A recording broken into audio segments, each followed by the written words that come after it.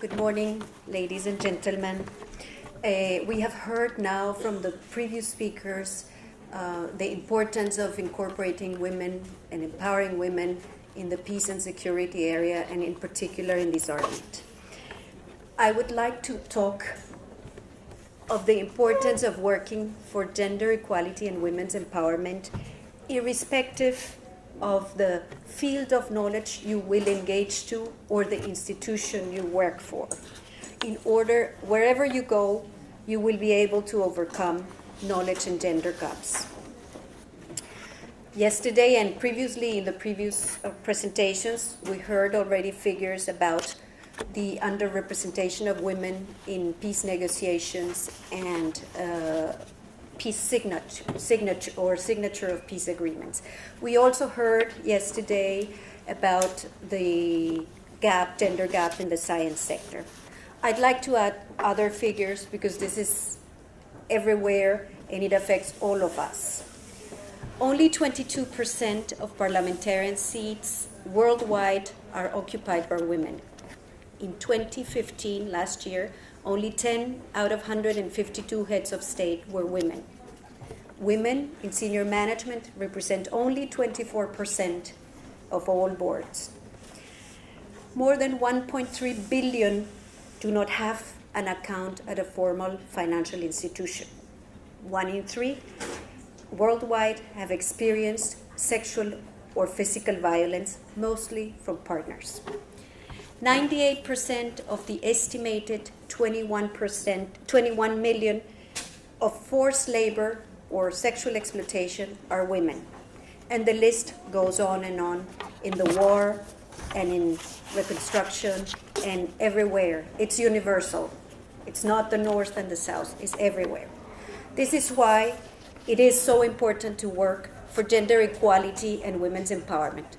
There is much to do, it has been said, not just in this area of disarmament, everywhere. Yesterday I also mentioned our aspiration in UN Women. We want to achieve a planet 50-50 by 2030. We want to take advantage of that new development framework to achieve an equal planet. This is a very simple and common sense idea or statement. Achieve a planet where women and men will be equal, which also means it will be a more prosperous, healthier, and peaceful and sustainable planet. Gender equality and women's empowerment is not only a moral and ethical imperative. Achieving it and realizing human rights, dignity, and peace and also using the capabilities of diverse group of women is central to all just and sustainable world. But women, we want to also approach women not just as victims. We need to work with women as victims, but we also want to build on women's agency and capabilities to create better synergies between gender equality and sustainable development outcomes. A recent study of the McKinsey Global Institute report on gender equality demonstrated that gender equality is also very critical as an economic challenge. And I quote, "If women, who account for half of the world's working age population, do not achieve their full economic potential, the global economy will suffer. While all types of inequalities have economic consequences, the report underlines that gender equality could add $12 trillion to the global economy by 2025, in less than 10 years. Coming to my personal experience, I cannot imagine any cause that is more important for the well-being of the humanity than ensuring that girls and boys, women and men are able to live with dignity, peace, and equality. I truly believe equality is going to make the difference in the world. Because as we say in UN Women, empowering women is empowering humanity. To work for gender equality and women's empowerment, one has to believe that change is possible.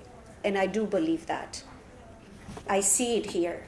You are part of that change. in spite of backlashes in some parts of the world, we're seeing here that change is possible. Change is happening. It is happening, but we need to make it happen much faster. Again, 50-50 by 2030.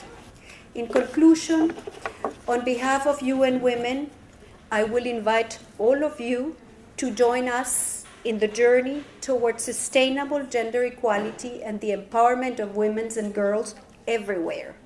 This is a mission that we can accomplish all together.